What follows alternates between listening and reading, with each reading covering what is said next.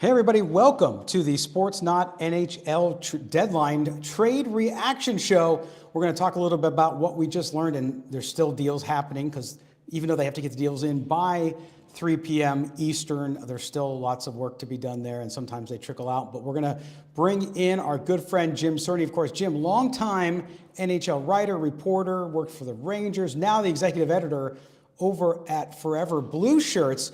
And Jim, obviously an exciting time for a lot of fans, also a disappointing time as teams get set to make that run for the playoffs.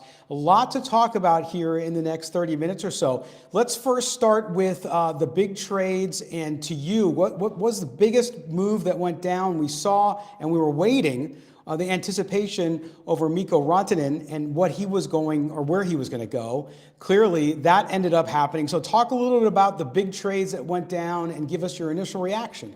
Yeah, I mean, listen, there's a lot to react to. I mean, there always is, ahead of the deadline and right at the deadline. And like you said, teams may have sent in trades, but not announced them yet, So you might still hear things down the road, but we'll just go with what we know for now. And you mentioned Mikko Rantanen, and obviously that's the one that stood out the most. I mean, you're talking about a superstar caliber player that was already traded just, less than 2 months ago, right? And he goes from Colorado because they couldn't come together on a contract with him. He's was a pending unrestricted free agent. They send him to Carolina. Doesn't play so great there. It's clearly was a little bit uncomfortable. And then Carolina realizes they can't sign him either. He doesn't want to sign a long-term contract. Supposedly he wants to become an unrestricted free agent. So they start exploring, what are we going to do with Mikko Rantanen? So they find a willing partner in the Dallas Stars. But Dallas says, listen, we're not going to go down this road, and we're not going to make any kind of trade unless we can get him to agree to a contract extension. And that they were able to do. They came together on an 8-year, $96 million extension. So Oof. $12 million AAV. But here's the crazy thing about that. Guess who reportedly offered him that? Well, who? The Colorado Avalanche. They could have kept him and Nathan McKinnon and Cale Makar and kept the whole band together. But it's fascinating how he turned that down, then how it affected so many franchises. Colorado traded him at the time. They got Marty Netschus back, as part of a bigger deal. But Marty Netschus was the big guy they got back. But then they totally redid their team as well. Today, they were wheeling and dealing today, getting, Brock Nelson from the Islanders. And earlier in the week, they made a trade with the Rangers, adding Ryan Lindgren to be a second pair D. They've just been adding, kind of turning over that roster. But it all starts with Mikko Rantanen saying, nah, $12 million a year isn't enough. I want to get, Nathan McKinnon money. So another couple million a year. Colorado says, we're not going to go to that, because Nathan McKinnon's Nathan McKinnon. Right. So Rantanen gets traded. Boom. Doesn't want to sign with Carolina. So that affects Carolina. They then have to flip him to Dallas. And so finally he ends up same amount of money. Maybe Dallas was a preferred destination for him anyway. I guess he'll speak to that at some point. But yeah, that's my total long-winded way of saying, holy cow, right? Yeah. How many times does a great player not only get traded ahead of the deadline, 2 times. Traded twice? It's crazy. Insane. I mean, I can't think of a sport where I've seen that happen outside of hockey even in the last several years. So it's crazy. The other blockbuster that I want to ask you about too was the Ottawa Senators. They acquired Dylan Cousins and Dennis Gilbert and a second-round draft pick in the 26th draft from the Sabres for Josh Norris and for Jacob Bernard Docker. This was a blockbuster too. Both these teams making obviously a big move here. Talk a little about this one. This one surprise you? So it did a little bit. I knew Ottawa had to do something, right? They they're still a team on the younger side that just can't get over the hump.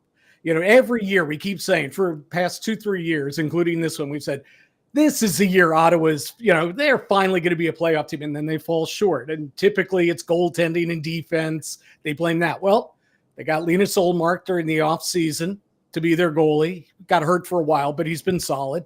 And Ottawa's right there in the mix right now, but they have really faltered as of late. And part of the reason has been injuries. And that's, I think, the biggest reason why they're willing to trade Josh Norris. The guy, he's a super talent. He just hasn't been able to stay healthy. And they found a willing trade partner. I think a lot of teams would have had interest in Norris, but they needed a similar type guy back. They needed to get a good young talent back. You just don't give up Josh Norris, for a rental, for example. No, they wanted a guy back with terms, similar salary, similar age, and to be honest, similar skills. And that's what Dylan Cousins gives him. But this is kind of maybe a change of scenery type thing. I like Cousins a lot, but I really like Josh Norris too. And I don't know if you saw this, but Brady Tkachuk, the Ottawa captain, when he was asked about the trade, almost broke down in tears. He loves Josh Norris. So now you wonder, oh boy, how's this going to impact the locker room? Though, to Tkachuk's credit, he said, this has nothing, against Dylan Cousins. This is not about him. This is just me, my emotion about a good friend, a great teammate, a line mate, getting traded away. But, that's a really big trade for two teams who have just not been able to get over the hump and just trying to shake up their collective mixes. I wouldn't say totally surprised, a little surprised because there was a lot of chatter about Buffalo maybe trading defenseman Bowen Byram. He's a guy that's owed a lot of money as an RFA at the end of the season. And they already have, 3 top defensemen that are making big bucks, young defensemen making big bucks in Buffalo. So I thought maybe they would move Byram to get, another good young forward, but maybe that's coming in the offseason. Yeah, and then right across, from you there in New York are the Islanders, and of course you talked about it earlier, Brock Nelson. They finally caved and sent Brock Nelson out, right? Yeah. Is that how you would put it? Yeah, I would absolutely put it that way, because Lou Lamoriello's DNA since he's become GM of the Islanders is we're going to hold the band together. We're going to keep the band together. And he reminds you every year, we made the conference finals in back-to-back years. Yeah, in 2020 and 2021. And these same guys, we're not talking about bad players, Brock Nelson and guys like that, Anders Lee, their captain, the core guys. There's talent there, but they've gotten older. And you just need to refresh the mix. And I know that they made the big Bo Horvat trade last year, but they needed to shake it up.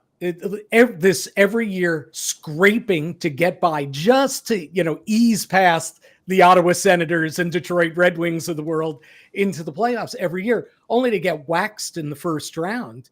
Where are you going, right? You're caught in between if you're the New York Islanders. So it looked like that they were going to hold out. They were trying desperately to re-sign Nelson, who's an unrestricted free agent this summer, and keep him. They were going to keep the band back together again, but they didn't. And they did the right thing. And they got an absolutely terrific return for a rental player, a good rental player, guy who's going to be the second line center in Colorado, but a rental player nonetheless. They got back Callum Ritchie, who to me, in my book, is Colorado's top prospect. Yeah. This is a guy, first round pick, really skilled, talented offensive guy. That's a center too. Boy, did the Islanders need a young center, and now they get one.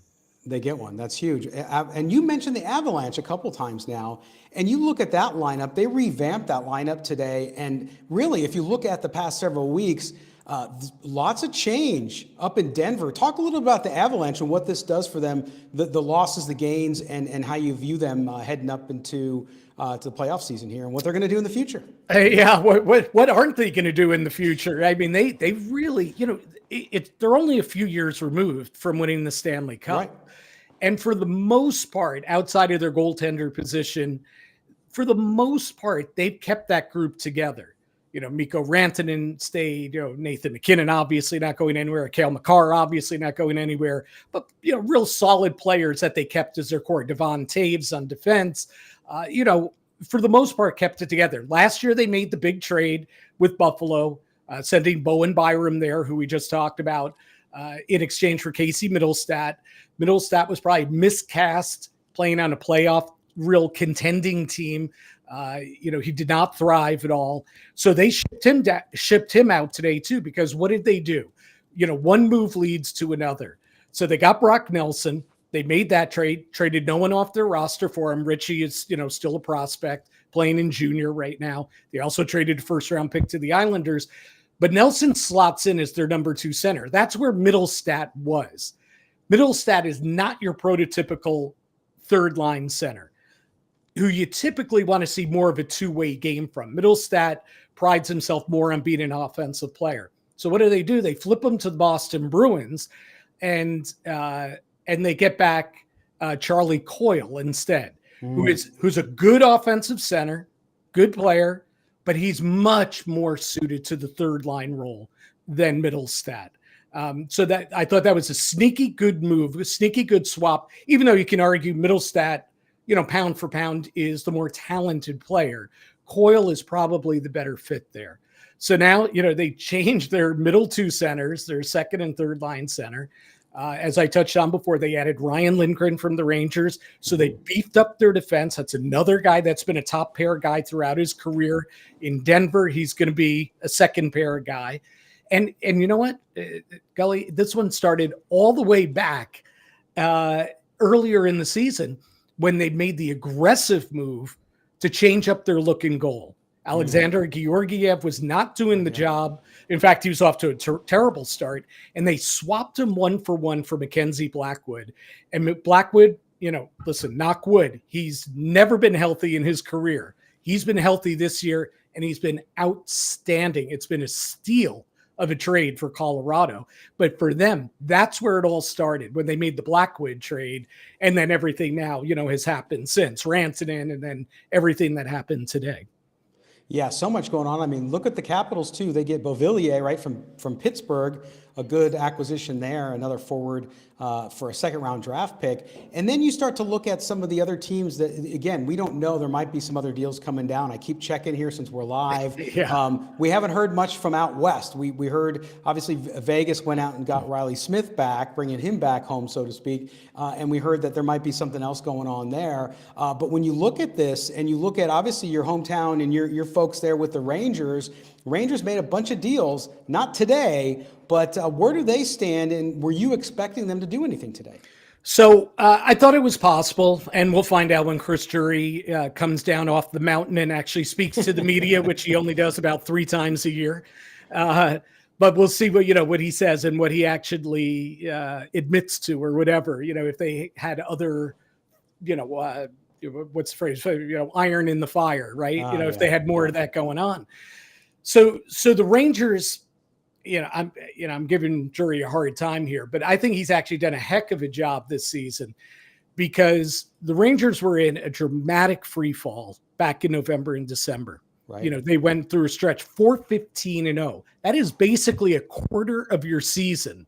You're 11 games under 500, defending President's Trophy winners, a team that was 2 wins shy from reaching the Stanley Cup final last year. And they were among the biggest disappointments in the NHL this year, right?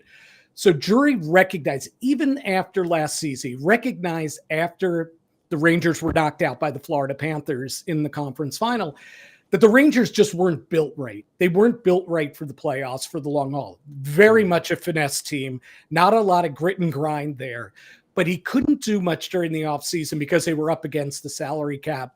And he got blocked on a trade he wanted to trade his captain, Jacob Trouba, free up salary cap room.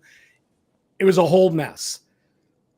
But when things started to go south this year, he acted and has really remade this roster. And first of all, that's hard to do, period. Oh, yeah. Change the look of your team.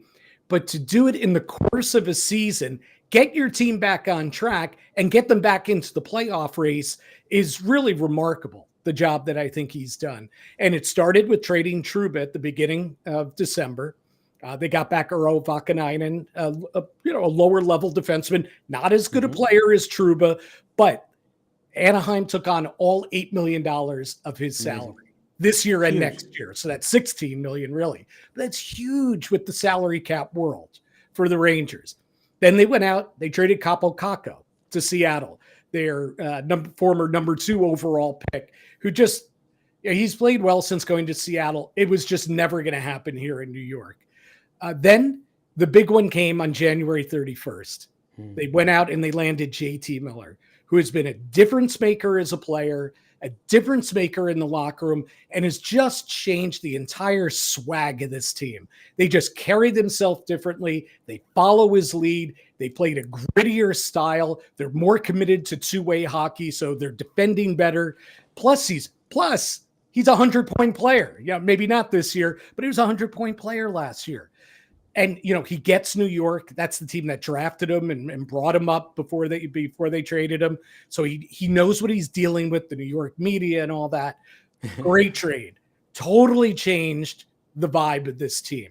It's amazing. And then since then, they make 3 trades this week, which fit with the plan of, we're not going to go for rentals this year. Yes, we want to do what we can around the edges to make this a playoff team. But he's thinking big picture. So they had 3 veteran guys that were pending unrestricted free agents that they weren't going to sign. Lindgren being the most important one because he's a top pair defenseman, but Jimmy Vesey being the other, and Riley Smith, who you mentioned, being the third. Yeah. They traded them all away. And in the mix of everything, of all this going on, they get back, prospect, they get back, they restocked their draft capital. But maybe most importantly was their final move. They got Carson Soucy from Vancouver, who's going to fit in as one of their left shot defensemen in their top 4. And it's a guy who is not a rental. He's got still more term on his contract. He's got another year to go at an affordable, I think, $3.25 million. So I think he's really threaded a very difficult needle very, very well. And if there's any team that's set up to have a big offseason, free agency, maybe more trades, but certainly with free agency, I think it's the New York Rangers. Yeah, I mean, it's fascinating to me too. And talk to me about that, because I think, and you alluded to it earlier, which is everyone gets excited about trade deadline because teams get better and teams looking to either sell off money, or they're able to acquire picks and all that to build and do what they need to do to be more competitive. At the same time, there's that kind of double-edged sword there, which is you don't know how it will affect the chemistry in the locker room and how the teams play together, especially in the sport of hockey. You just mentioned how well it's worked in New York with the Rangers. When you're around GMs and you're around front office folks, how much consideration is given to that? Because you can get blinded by talent and the prospect that, hey, we can get a lot better defensively or offensively, whatever it may be, but you got to balance that out, don't you? Oh, absolutely. And chemistry is a massive thing, but it's a hard thing, right?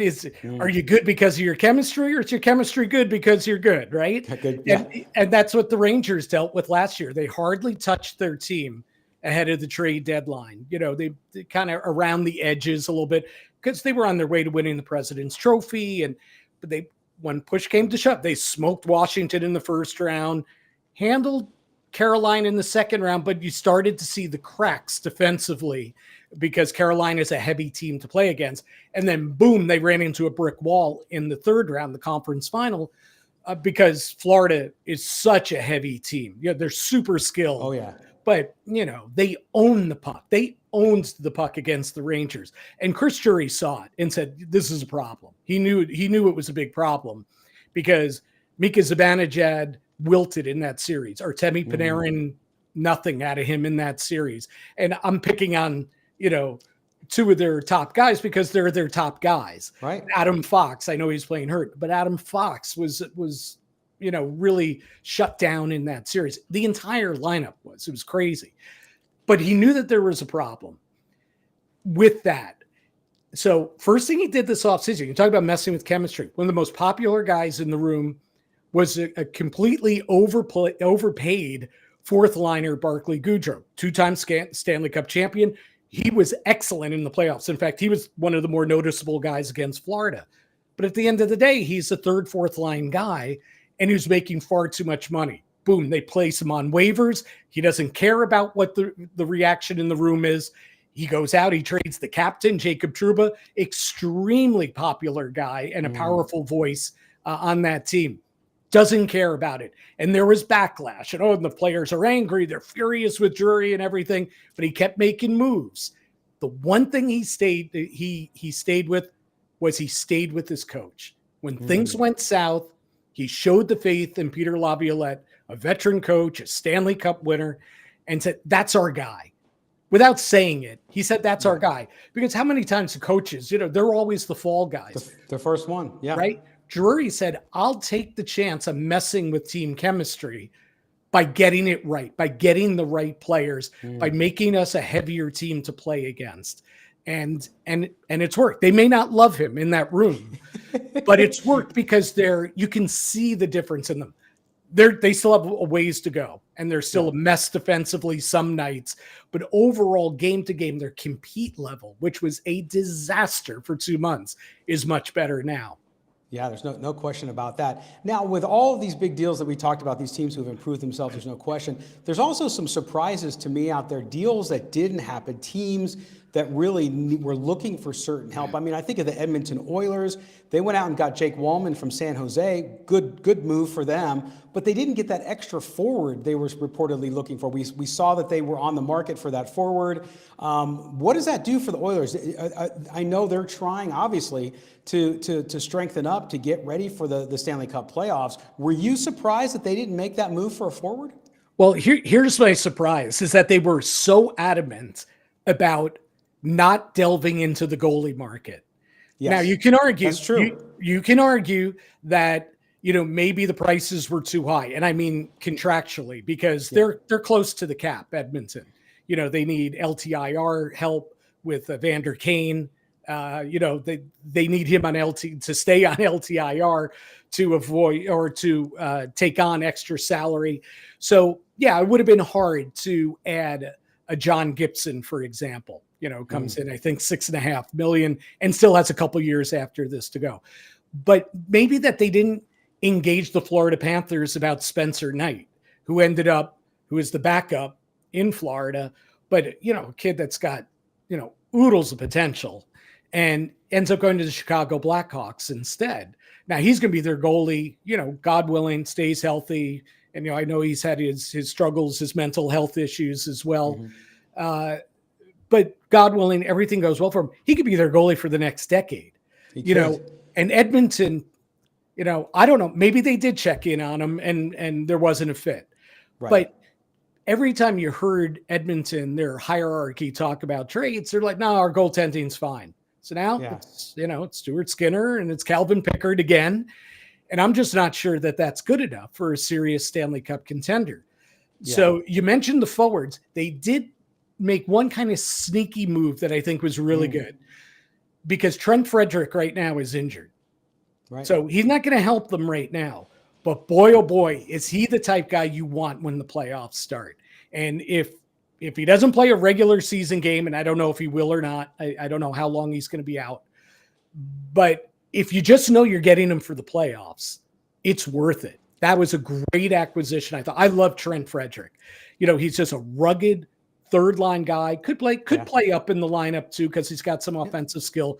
But he goes to the dirty areas. He wins puck battles. He drags his teammates into the fray. That's the type guy that he is. I love that move for Edmonton.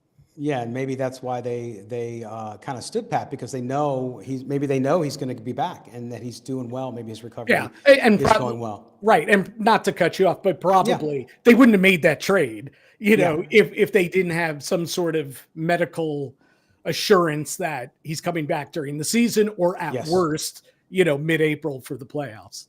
Correct. If you're an Oilers fan, you're praying that he stays on track there. Now, a couple of surprises to me.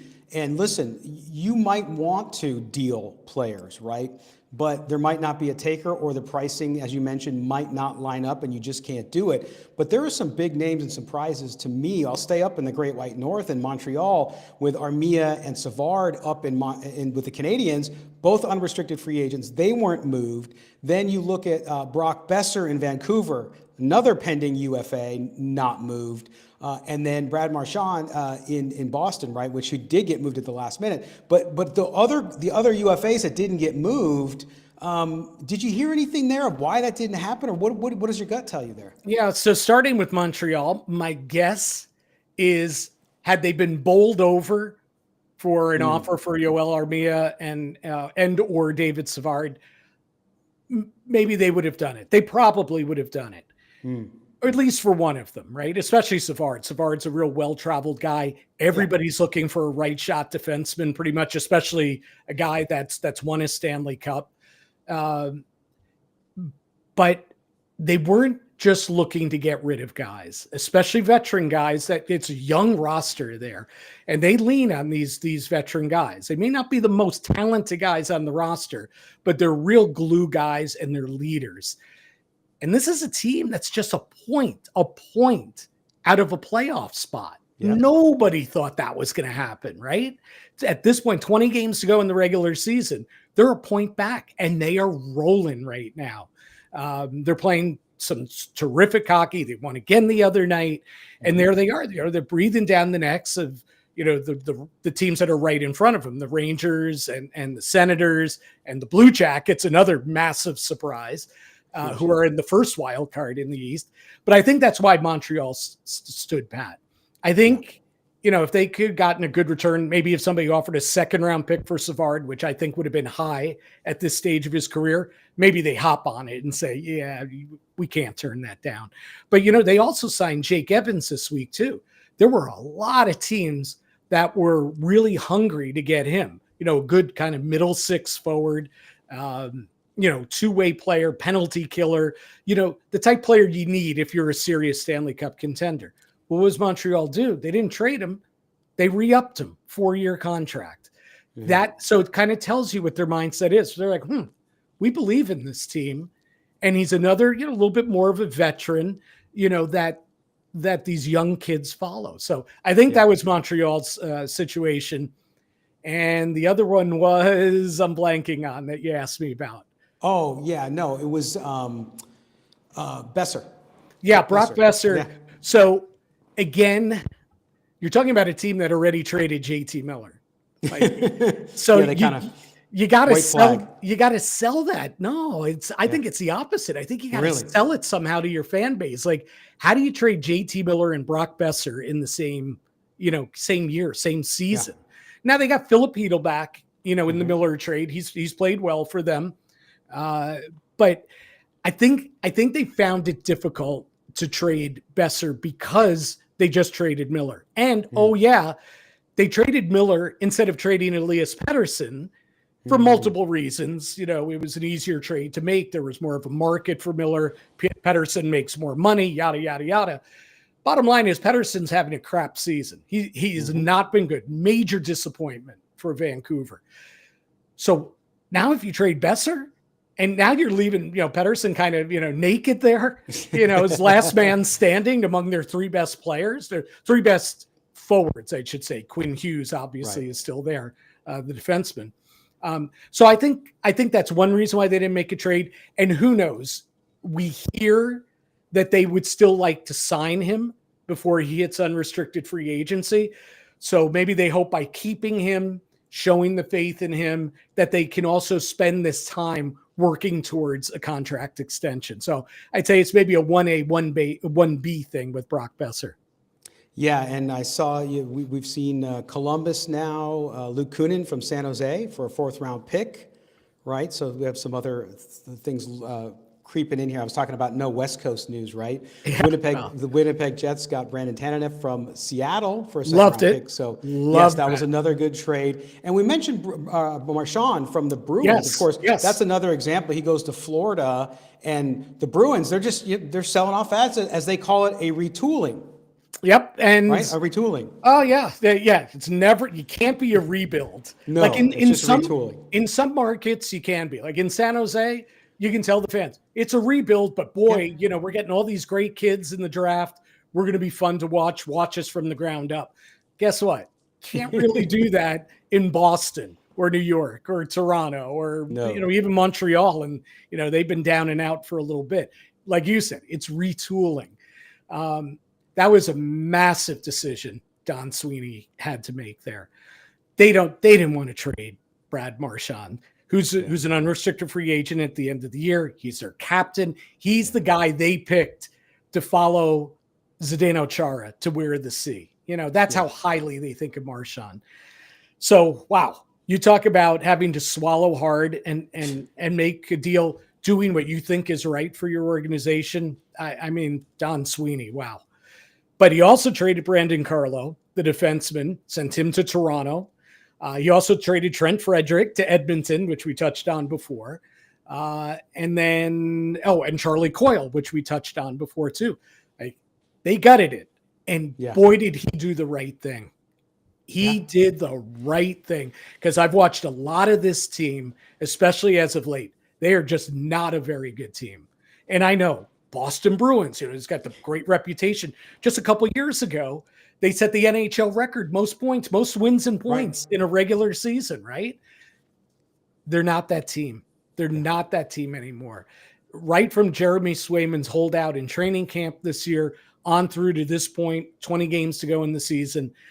To me, even though they have the name screams reputation and says, boy, push comes to shove, they're going to find their way into the playoffs. I don't think they will. But even if they did, what are they going to do? They're not going anywhere. He did it was the toughest thing. He probably had the toughest spot of any GM in the league, I think. But I think he did the right thing. Well, and it's always tough. I mean, I always feel for the fans, right? Because you have a player like that who means so much to the community, so much to the team, as you mentioned, a team captain. Oh, yeah, lifelong Bruin, yeah. Right. It just rips your heart out when something like that happens. So shout out to the folks up in Boston for that. And I was just going to say, too, is it's not only all what you said, but it's also, what's Brad Marchand? Yeah, he's the 300 odd NHL goals in his career and everything. Of course, the numbers all, say what a great player he is. He is all heart. He is all soul. Every single night. This guy he wears heart on his sleeve, passionate, fiery. Talk about dragging guys into the battle with him. That's Brad Marchand. Yes. So hard to give up somebody like that. But let's look at it from the other side. And I just saw this tweet right before we went on the air. Matthew Tkachuk of the Florida Panthers, when he saw that Brad Marchand was coming to his team, just capital letters, a lot of exclamation points. Holy shit. That was his response. And think about it. If your team, whatever your team is, has to play the Florida Panthers in the Stanley Cup playoffs, and you got to go against Brad Marchand, Brady Tkachuk, Sam Bennett. You have three of the most skilled / toughest guys to play against. Guys that'll bite your fingers off, bite your hand off at the wrist, to get a W, to win a series, to do whatever it takes. Now, there are ifs with this. Marchand's a little bit older. He's hurt.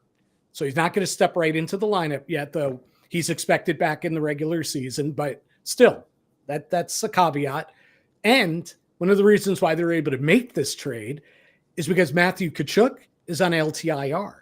He's probably out for the regular season. Yeah. And they're saving him, kind of putting him in the bubble wrap after he got hurt in the Four Nations face-off to have him ready for the postseason. So those are important caveats. If these guys aren't 100%, especially with the style that they play, that's a problem for Florida. But let's say all things being equal, man, oh man, do I love what Florida just did. And earlier in the week, we mentioned they traded Spencer Knight. They got Seth Jones back, and I'll tell you what, Bill Zito, what he's done there and what he continues to do, it's incredible. Genius. So I can only imagine him sitting by the phone with this deal too, saying, okay, let's go. He's got to just feel like, he's the guy on top of the world, just looking down on everybody, saying, okay, we're going to go get another one here. So it's fascinating. And of course, trade deadline, always very exciting, usually, and today is no different from that. So we certainly appreciate you taking the time out of your day to come on with us. And clearly, if people want to know more, follow Jim on X.com. course, he's the executive editor over at Forever Blue Shirts covering the Rangers, but Jim is an institution. Sorry, Jim. That means I'm old. In the NHL, but you and I both. Old. But follow him on x.com at Jim Cerny, Cerny. A great follow for hockey, and so do that. And also check out Forever Blue Shirts, his Rink Rap podcast, if you want to listen about Rangers. Also great. You can check out their YouTube channel as well. Anything else, Jim, you want to tell everybody about what you got coming up that might be interested in? Yeah, well, I mean, needless to say, next week we're going to go heavy into kind of catching our breath and saying, okay, let's break down everything the New York Rangers did, before the deadline, but also really get into, and we'll do this with stories and also on the podcast, really get into, well, how did the Mikko Rantanen trade? How does that affect the New York Rangers, right? Because Carolina's, a chief division rival of theirs. That Brock Nelson trade, how does it affect the New York Rangers? Nothing's ever done in a vacuum in sports. That's right. Whatever you do affects this team, and whatever I do affects your team. And so anyway, so there will be a lot of that. Right now, you mentioned the podcast. Marty Biron, former Ranger goalie, of course, who's an analyst on TSN, NHL Network Radio, part of the Buffalo Sabres broadcast team. He was our guest this week. It's up on YouTube right now. Marty's the best. He's one of my best amazing friends in the game. And he tells some great Henrik Lundqvist stories this week. So you should go check it out. That's awesome. Yeah, check out the Rink Rap podcast. We will link it below after the show's over on the replay. So if you're looking for it, you can find it there. Jim, my friend, I will see you soon and have a great weekend. Yeah, I appreciate your time. Look at you. You got to get up and get out of the cell block there. I'm worried. Yes, I'm like, you're being detained. Is this your 30-minute call for the day? They sent me to Guantanamo, man. I don't know what to tell you. I can't. I just don't know what to do. But anyway, we appreciate everybody being with us to get a reaction here from Jim on the NHL trade deadline. A reminder: you want the latest in sports? Go check out sportsnot.com, where we cover the NHL, but also NFL, Major League Baseball, whatever you're into. So we certainly appreciate you guys being with us. Do us a favor: make sure you like the SportsNot channel. If you're watching us on YouTube, hit that notifications bell, and don't forget to give us a thumbs